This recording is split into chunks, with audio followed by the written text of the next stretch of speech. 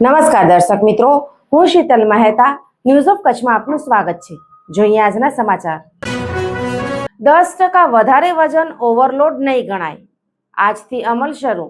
National highway ઉપર દોડતા truck અને અન્ય માલવાહક વાહનો માટે એક અગત્યના સમાચાર છે। આવતીકાલે એટલે કે 15 એપ્રિલ 2026 થી ઓવરલોડિંગ માટે સરકારે નવા નિયમો લાગુ કરી દીધા છે। જો ટ્રક કે વાહનમાં નિર્ધારિત મર્યાદાથી 10% સુધી વધારાનું વજન હશે તો કોઈ દંડ ભરવો નહીં પડે। સરકારે આ છૂટ આપી છે જેથી નાની મોટી ભૂલો માટે દંડ ન ભરવો પડે। જો કે આ મર્યાદા કરતાં વધુ માલ ભરાશે તો ભારે દંડ ભરવો પડશે। આ દંડ ટોલ ટેક્સના બમણાથી લઈને 4 ગણા સુધી હોઈ શકે છે। સરકારે દંડની ગણતરી હવે સરળ બનાવી નાખી છે। જો તમારી ગાડીમાં વજન 10% થી 40% વચ્ચે અધિક હશે તો તમને સામાન્ય ટોલ ટેક્સના બમણા રૂપિયા ચૂકવવા પડશે, પરંતુ જો ગાડીમાં 40% કરતાં વધુ ઓવરલોડિંગ હશે તો 4 ગણો ટોલ ટેક્સ ભરવો પડશે।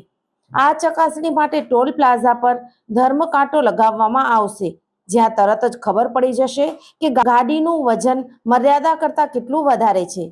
જો કોઈ ટોલ પ્લાઝા પર વજન માપવાનું મશીન ન હોય અથવા ખરાબ હોય તો ત્યાં ઓવરલોડિંગ માટે કોઈ વધારાનો ચાર્જ લેવામાં આવશે નહીં।